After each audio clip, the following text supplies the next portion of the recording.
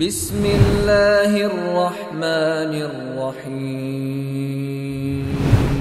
شہر رمضان الذی انزل فیہ القرآن ھدی للناس وبینات من الھدی والفرقان اعوذ باللہ من الشیطان اللعین الرجیم بسم اللہ الرحمن الرحیم الحمد للہ رب العالمین والصلاة والسلام علی اشرف الانبیاء والمرسلین وعلى اہل بیتہ الطیبین الطاہرین المعصومین المظلومین سیما علی بقیت اللہ فی الارضین واللعنۃ الدائمۃ علی اعدائہم اجمعین اما بعد فقال ابو عبد اللہ علیہ السلام اعرف العقل وجندہ والجہل وجندہ تہتدوا۔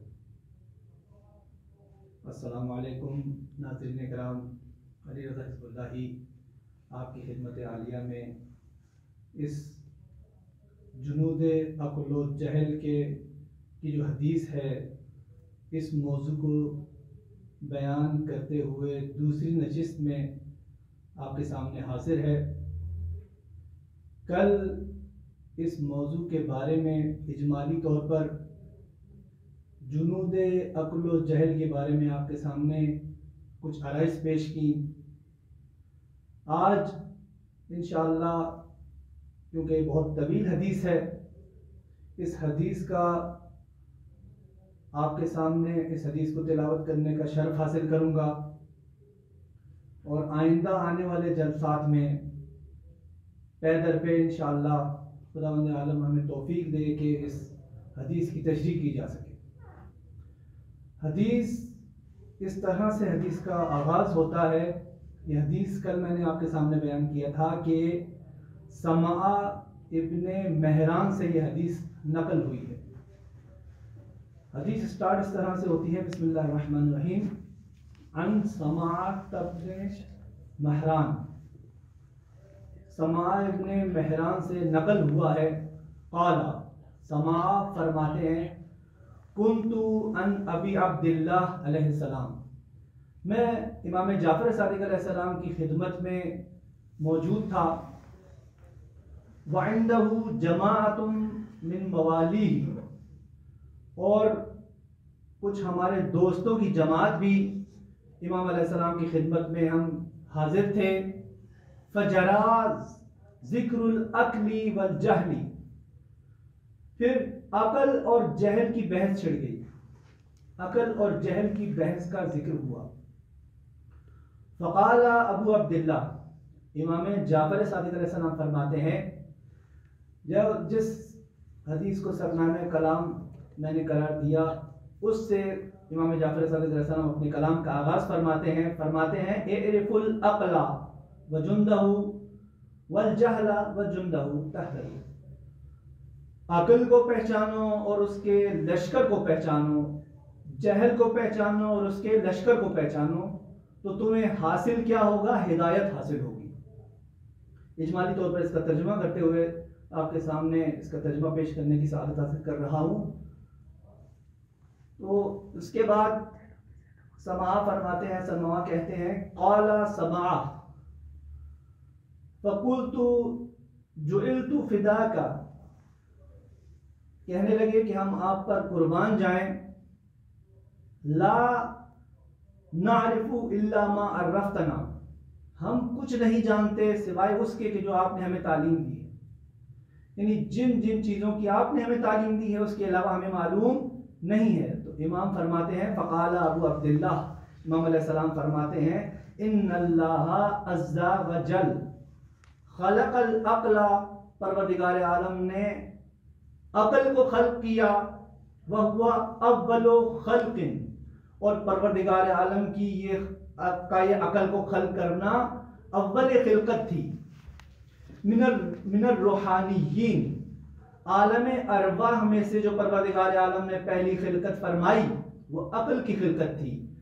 پھر اس حدیث کو امام آگے بڑھاتے ہوئے فرماتے ہیں ان یمین العرش، عقل کو عرش کے دائیں جانب سے خلق کیا، من نور ہی، اپنے نور سے خلق کیا، فقال لہو، پر پروردگار عالم عقل سے فرماتا ہے مخاطب ہو کر ادبر، پیچھے ہٹ جا، فادبر، تو یہ عقل پیچھے ہٹ گئی۔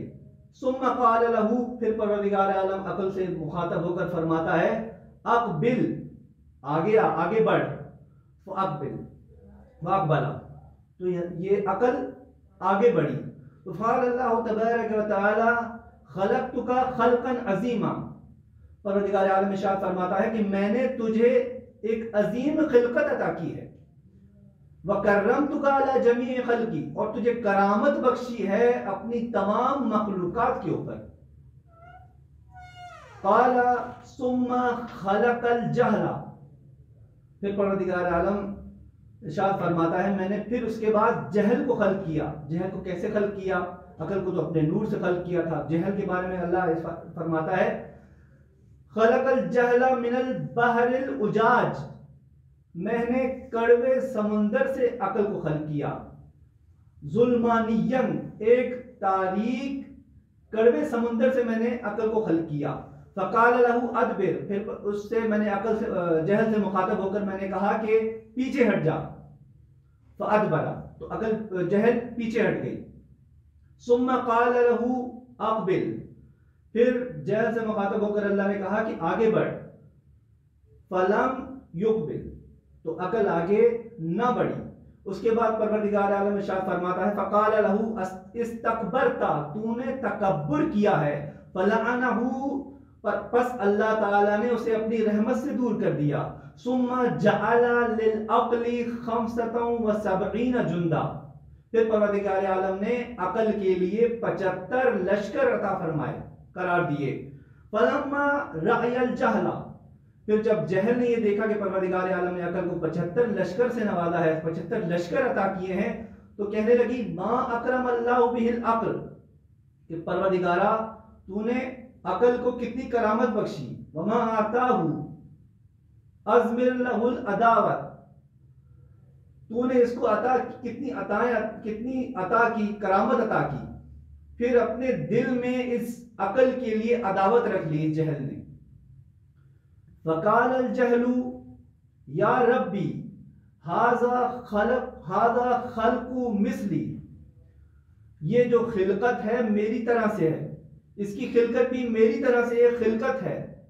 خلقتہ وکرمتہ وقویتہ، پروردگار عالم تو نے اس کو خلق کیا، اسے کرامت بخشی، اس سے تقویت بخشی، وانا ضدہ، اور میں اس کی ضد ہوں، میں جو کہ جہالت ہوں علم کی ضد ہوں، عقل کی ضد ہوں۔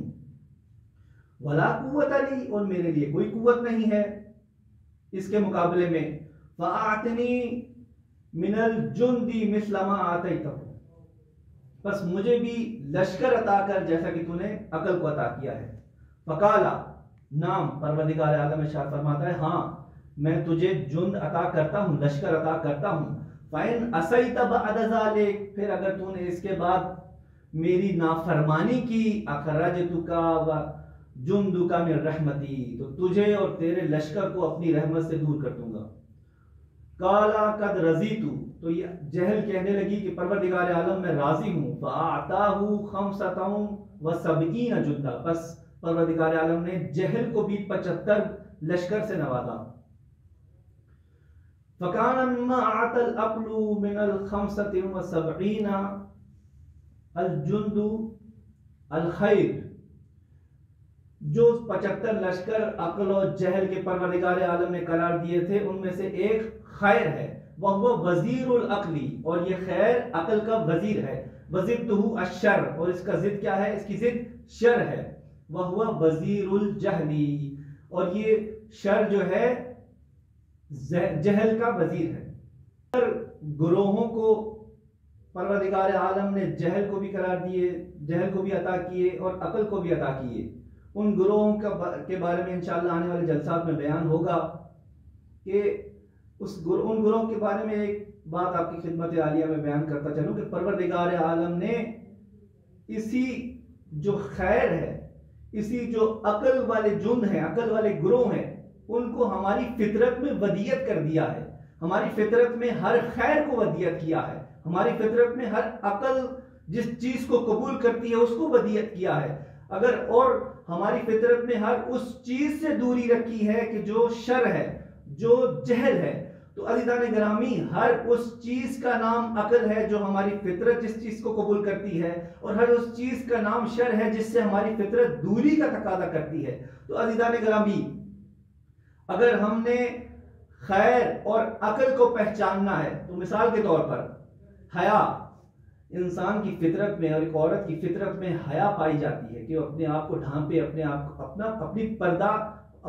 پردہ جو ہے بچا کر رکھے، اپنی عفت بچا کر رکھے۔ تو اس کے مقابلے میں بے حیائی ہے، کوئی بھی عورت، ایک باضمیر عورت اپنی بے حیائی برداشت نہیں کر سکتی۔